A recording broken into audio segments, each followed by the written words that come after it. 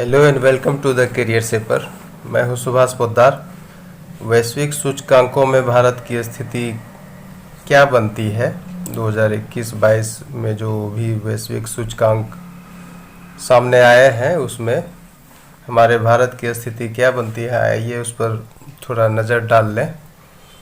पहला नंबर में है अंतर्राष्ट्रीय बौद्धिक संपदा सूचकांक IIPI 2022। ये है तो IIPI का पहले फुल फॉर्म जान लीजिए। इंटरनेशनल इंटेलेक्चुअल प्रॉपर्टी इंडेक्स है ये IIPI। भारत का स्थान क्या है इसमें? 43rd है, 43वां स्थान है 55 देशों में से। और एग्ज़ाम में भारत का स्कोर भी पूछता है कि इस सूचकांक में भारत का स्कोर कितना रहा, तो इसका स्कोर है 38.6। और जारी करने वाली संस्था का क्या नाम है? तो इस सूचकांक को जारी कौन करता है? यह है US चैम्बर्स ऑफ कॉमर्स, जारी करने वाली संस्था। जारी करने की तिथि है 26 फरवरी 2022। शीर्ष 3 देश इसमें कौन कौन से हैं? पहला है US अमेरिका, दूसरा है UK यानी ब्रिटेन, तीसरा है जर्मनी। ये शीर्ष 3 देश हुए। ब्रिक्स देशों में भारत का स्थान कितना है, ये भी प्रश्न बनता है। तो यह स्थान चौथा है भारत का ब्रिक्स देशों के बीच। ये देखें 5 देश हैं ब्रिक्स में, जिसमें कि पहला पोजीशन है चीन का, दूसरा रूस का, तीसरा ब्राज़ील का, चौथे में अपना भारत है, फिर दक्षिण अफ्रीका है 5वें में। अब आइए 2 नंबर में महिला व्यवसाय और कानून सूचकांक 2022। इसमें भारत का स्कोर कितना है? 74.4। ये स्कोर आप याद रख सकते हैं। स्कोर इस बार भी BPSC PT में पूछ चुका है किसी सूचकांक का, तो अहम है ये स्कोर को याद रखना। भारत की स्थिति क्या है इस सूचकांक में? तो भारत की स्थिति रूसी संघ यानी रूस से, भूटान से, श्रीलंका से, पाकिस्तान से, बांग्लादेश से अच्छी स्थिति है। लेकिन ब्रिक्स देश में भारत की स्थिति क्या बनती है? 4 नंबर पर है। पहले नंबर पर है दक्षिण अफ्रीका, फिर ब्राज़ील, फिर चीन, तब भारत चौथे नंबर पर, और लास्ट में रूसी संघ है इस सूचकांक में। शीर्ष देश इसमें कौन है? शीर्ष देश इसमें ये सारे देश हैं जिसको सभी 100 के स्कोर प्राप्त हुए हैं। इसमें बेल्जियम है, Canada, Denmark, France, Greece, Iceland, Latvia, Luxembourg, Portugal, Spain और स्वीडन। ये सभी एक ही पोजीशन पर है शीर्ष देश में। और इसको जारी कौन करता है? जारी करने वाली संस्था है विश्व बैंक। जारी कब की गई इसको? 1 मार्च 2022 को। इस सूचकांक में कितने देश को शामिल किया गया था? तो 190 है, 190 देश। और ये विश्व बैंक की 8वीं वार्षिक रिपोर्ट है। तो इस रिपोर्ट में जो कुछ कहा गया है उसके बारे में भी क्वेश्चन बना के पूछा जाता है एग्ज़ाम में। तो आइए थोड़ा सा उसके बारे में जानें कि इसमें आखिर क्या बोला गया है इस सूचकांक में। विश्व बैंक का अनुमान है कि विश्व स्तर पर पुरुषों और महिलाओं की कुल अनुमानित आजीवन आय के बीच अंतर 172.3 खरब डॉलर, ट्रिलियन डॉलर है, जो विश्व GDP के 2 गुने के बराबर है। कहने का मतलब कि अगर ग्लोबल लेवल पर देखा जाए तो पुरुष के पूरे जीवन का जो आय है और महिला का जो पूरे जीवन का आय है उसके बीच का डिफरेंस ये बता रहा है 172.3 ट्रिलियन डॉलर। ये पूरे जीवन काल का एक औसत निकाल के बताया गया है इस ये सूचकांक में। ठीक है, तीसरा नंबर देखिए, वैश्विक जीवंतता सूचकांक ग्लोबल लायबिलिटी इंडेक्स 2021। इसको कौन प्रकाशित करता है? तो EIU है। EIU क्या है? किस संस्था का नाम है, किस इकाई का नाम है?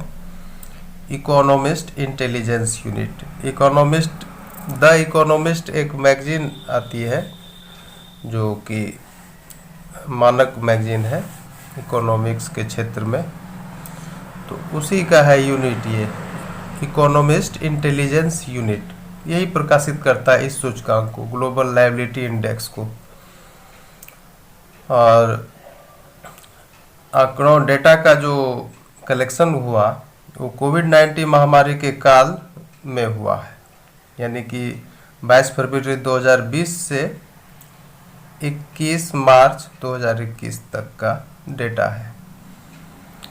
अब इस रिपोर्ट में क्या कहा गया है? इस रिपोर्ट EUI रिपोर्ट के अनुसार महामारी के पहले के स्कोर की तुलना में वैश्विक औसत जीवन क्षमता, ये समग्र वैश्विक औसत जीवन क्षमता में 7 अंकों की गिरावट आई है। ये महामारी के पहले के स्कोर की तुलना में ये जो समग्र वैश्विक औसत जीवन क्षमता है उसमें 7 अंकों की गिरावट आई है। ये कहा गया रिपोर्ट में टॉप 10 शहर में कौन कौन से शहर शामिल हैं। ऑस्ट्रेलिया के 4 शहर हैं, Adelaide, Perth, Melbourne, Brisbane. New Zealand के 2 शहर हैं जो कि ओवरऑल शीर्ष पर है, एक है ऑकलैंड, दूसरा भी उपलब्ध नहीं है। ठीक है, ये शीर्ष वाला देश न्यूजीलैंड के पास है। ऑकलैंड शीर्ष वाला जो शहर है वो न्यूजीलैंड से है पहले नंबर पर, जिसमें कि 2 शहर शामिल हैं। जापान के 2 शहर हैं, जापान के 2 शहर ओसाका और टोक्यो। ओसाका दूसरे नंबर पर है, टोक्यो चौथे नंबर पर। स्विट्जरलैंड के 2 शहर हैं, ज्यूरिक और जिनेवा, जो 7 और 8 नंबर पर है। ये तो हो गया शीर्ष 10 देश, जिसमें ऑस्ट्रेलिया और न्यूजीलैंड को मिला करके ही 6 देश हैं, 4 ऑस्ट्रेलिया के, 2 न्यूजीलैंड के। और न्यूजीलैंड का जो शहर है वो टॉप पर है, सर्वश्रेष्ठ शहर न्यूजीलैंड। क्यों इसको सर्वश्रेष्ठ कहा गया? कोविड-19 को तेजी से फैलने से रोकने की क्षमता के कारण। अब सबसे खराब स्थिति किस शहर की है? EUI रिपोर्ट के अनुसार दमिश्क, यानी सीरिया की जो राजधानी है, दमिश्क में रहने की स्थिति सबसे खराब बनी हुई है। रैंकिंग में सबसे नीचे खिसकने वाले अन्य शहर हैं लागोस, पोर्ट मोरेस्बी और ढाका। दुनिया के 10 सबसे कम रहने योग्य शहरों में कराची शामिल है। रैंकिंग में सबसे लंबी बड़ी छलांग, यानी कि 46 अंकों का पॉजिटिव हुआ है, उछाल हुआ है, होनोलुलु ने लगाया सबसे बड़ी छलांग और वो 14th पोजीशन पर है।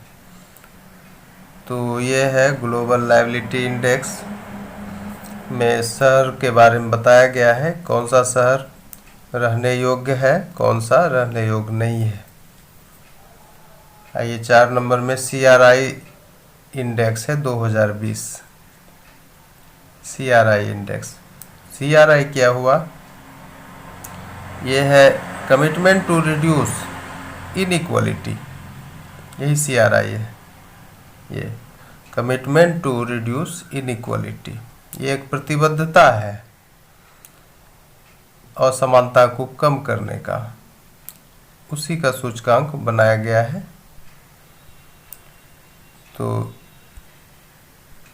यह असमानता को कम करने की प्रतिबद्धता का सूचकांक है। क्राई का यही अर्थ है, CRI का। और ये कौन जारी करता है इस सूचकांक को? तो ऑक्सफैम इंटरनेशनल। और ये जो सूचकांक है ये 3 क्षेत्रों में अपनी नीतियों, 3 क्षेत्रों में, ये सब भी पूछता है ये एग्ज़ाम में, सूचकांक के बारे में अंदर से कुछ क्वेश्चन रखता है, तो ये सब भी याद करना है। यह सूचकांक 3 क्षेत्रों में अपनी नीतियों और कार्यों को मापने वाले देशों को रैंक प्रदान करता है। कोई भी देश है जो अपने यहाँ असमानता को कम करने के लिए नीति बनाती है और उसको क्रियान्वित कराती है देश के अंदर, तो उसी में ये जो CRI इंडेक्स है उसको रैंक देता है। और ये जो नीति और कार्य है किसी भी देश का, वो असमानता को कम करने से संबंधित होता है। अब देखिए 3 क्षेत्र कौन सा है जिसकी चर्चा हुई है, 3 क्षेत्रों जिसके लिए सूचकांक रैंक देता है। ये सार्वजनिक सेवाएं यानी स्वास्थ्य, शिक्षा और सामाजिक सुरक्षा। दूसरा है टैक्सेशन यानी कराधान अर्थात कर लगाना। तीसरा है श्रमिक आधार, लेबर राइट।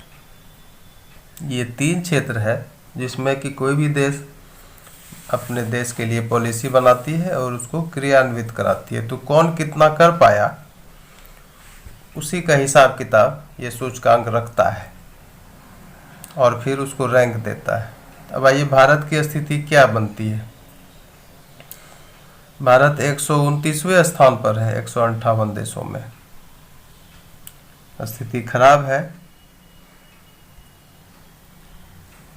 कमजोर श्रम अधिकारों और कमजोर रोजगार की उच्च घटनाओं के साथ भारत CRI रैंक 141 जो 2018 में मिला था से गिरकर 151 2020 हो गया। और ये जो 3 क्षेत्र में से एक क्षेत्र है श्रम अधिकार, वो बहुत कमज़ोर है भारत में। और रोजगार की जो स्थिति है, कमज़ोर रोजगार की उच्च घटनाओं के साथ CRI रैंक 2018 में 141 पर था जो गिरकर 151 2020 में हो गया। लेबर राइट के मद्देनज़र बाकी ओवरऑल तो 129th पर है ये कुल 158 देशों में। तो हमारे यहाँ जो राज्य हैं उनमें इसका भी डेटा दिया गया है। अनौपचारिक क्षेत्र की उच्चतम स्थिति, अनौपचारिक क्षेत्र एक फॉर्मल सेक्टर होता है कि इनफॉर्मल सेक्टर होता है। तो इनफॉर्मल सेक्टर का जो मैक्सिमम ये है अपीयरेंस है, प्रेजेंस है, पुरुषों के लिए 86.9% है जो उत्तर प्रदेश में है। महिलाओं के लिए 73.6% है जो आंध्र प्रदेश में है। ये मैक्सिमम प्रेजेंस हुआ इनफॉर्मल सेक्टर में। सबसे ज़्यादा पुरुष उत्तर प्रदेश में और सबसे ज़्यादा महिलाएं आंध्र प्रदेश में अनौपचारिक क्षेत्र में उनकी उपस्थिति है। सार्वजनिक सेवाओं के मामले में भारत 141वें स्थान पर है। सार्वजनिक सेवा वो 3 क्षेत्र के अंतर्गत का एक क्षेत्र है ये सार्वजनिक सेवा क्षेत्र। उसके मामले में भारत को 141वां स्थान मिला है। कोविड-19 महामारी में उत्पन्न असमानता से निपटने में दुनिया के सबसे खराब प्रदर्शन करने वाले देश नाइजीरिया है, बहरीन है और अपना भारत भी है। ये याद रखना चाहिए। 5 नंबर में है वैश्विक प्रतिभा प्रतिस्पर्धात्मकता सूचकांक। 2021, GICI 2021। तो GICI क्या है? Global intelligence competitiveness index, GICI 2021। और इसके बारे में थोड़ा सा जानकारी ले लें कि ये इंडेक्स है क्या चीज़। GICI एक वार्षिक बेंचमार्किंग टूल रैंकिंग है जो देशों और प्रमुख शहरों में प्रतिभा विकसित करने, आकर्षित करने, बनाए रखने की उनकी क्षमता पर शोध प्रस्तुत करती है। यह है इसका काम। GICI एक समग्र सूचकांक है जो नीति निर्माताओं यानी पॉलिसी मेकर्स और व्यापारिक नेताओं यानी कि बिजनेस लीडर्स जो हैं से सीखने और प्रतिक्रिया देने के लिए एक मजबूत कार्रवाई केंद्रित इनपुट आउटपुट मॉडल पर निर्भर है। GICI ये ऐसा सूचकांक है जो कि इनपुट आउटपुट मॉडल पर निर्भर करता है। ये दोनों चीज़ आप इसके बारे में जानकारी लेने के लिए आप पढ़ सकते हैं। ये GICI है क्या चीज़, कैसा रैंकिंग टूल है और किस मॉडल पर काम करता है। GICI 2021 कोविड के समय में प्रतिभा प्रतिस्पर्धा कोविड-19 महामारी को संबोधित करता है। ये जो संस्करण है 2021 का, ये कोविड-19 महामारी को संबोधित करता है। ये भी प्रश्न बनता है, कोविड जब फैला तो उस समय में प्रतिभा प्रतिस्पर्धा कैसा रहा दुनिया के देशों का, इसी का बखान है इसमें। और इसमें किस तथ्य का विश्लेषण किया गया है 2021 के संस्करण में। तथ्य इसमें क्या बताया गया है रिपोर्ट में? कोविड-19 महामारी ने देशों, शहरों और संगठनों के स्तर पर वैश्विक प्रतिभा प्रतिस्पर्धा परिदृश्य को कैसे प्रभावित किया है, इसी तथ्य का विश्लेषण किया गया है। सूचकांक में जो मेन चीज होता है, जैसे कि चर होता है, वेरिएबल, देश कितने हैं, शहर कितने हैं, ये सब पूछा जाता है। तो इस सूचकांक में GICI 2021 में 68 वेरिएबल्स हैं, 68 चर हैं, 134 देश को शामिल किया गया है और 155 मुख्य शहरों को शामिल किया गया है। ये याद रखना है। अब आइए शीर्ष 3 देश कौन कौन से हैं। तो पहले नंबर पर है स्विट्जरलैंड। स्विट्जरलैंड लगातार 8वीं बार शीर्ष पर बना हुआ है। सिंगापुर है दूसरे नंबर पर, तीसरे नंबर पर USA है। भारत का कितना स्थान है? 88वां स्थान है। भारत का स्कोर कितना है? 39.57। ब्रिक्स देशों में भारत की स्थिति क्या बनती है? तो इसकी स्थिति है लास्ट में 5वें नंबर पर। सबसे पहले है चीन, फिर रूसी संघ, दक्षिण अफ्रीका, ब्राज़ील और भारत। तो इस तरह से भारत इसमें 5वें स्थान पर है। तो ये है वैश्विक सूचकांकों में भारत की स्थिति। और इससे प्रश्न तो बनता ही बनता है, किसी में भी पूछता रहता है सूचकांक के बारे में, कोई भी एग्ज़ाम हो। आगामी BPSC में भी ये सबसे क्वेश्चन रहेगा ही। आप देखें, इसको अध्ययन करें और लाभ उठाएं। Till then, thank you very much.